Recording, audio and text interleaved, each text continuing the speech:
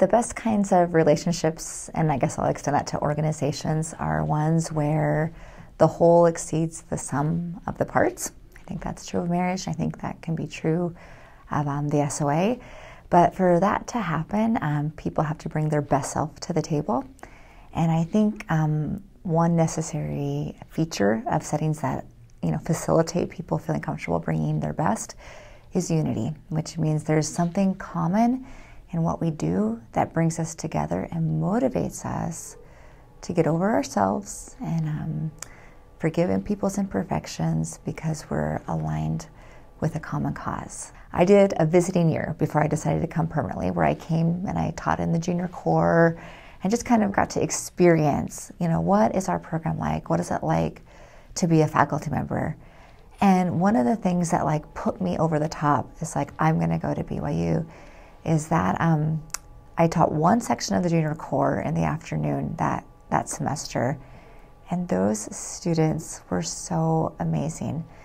What was really neat, I'm kind of an unusual person in that I'd only been a member of the church at that point in time, maybe 2 years, so not very long. And that fall, when I taught for the first time, was my first experience going to the temple to be prepared to receive my own endowments, because I had done baptisms, but at that time we still had to wait after you got baptized for a little bit before you could go to the temple. And I just remember sharing my preparation with my students and that love and appreciation. So even though I was the teacher and was the expert in accounting, I wasn't the expert in discipleship. And to have the students not only help me and help me to learn and to teach, but to be super excited and be part of that journey with me, I thought, this is fantastic. You can be not just a teacher, but you can bring your whole self, and we can really talk about the most important things in life and support each other. Another thing that's been great for me is when I came to BYU, I knew there'd be some adjustments because BYU can be quirky, right?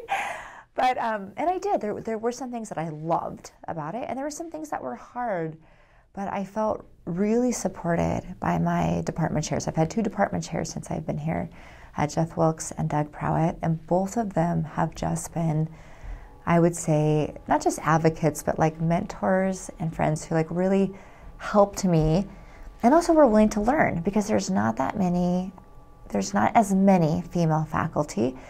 And it just means, and there's not as many female faculty that are moms at this time that have younger children. So some of the things that I needed from my work experience were different than my male colleagues, and not because people were insensitive, just because they hadn't had those experiences, because there hadn't been that many moms.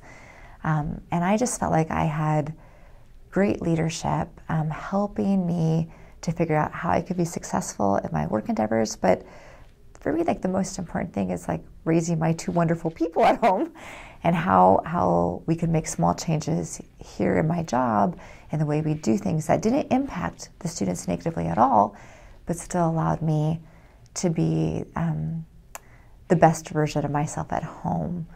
And believe it or not, that was very unifying to me, because, being a professor is just one aspect of my good life, and my good life includes all the things that I do. And so to be able to have the people I work with care about those other aspects and really support me in that has been wonderful.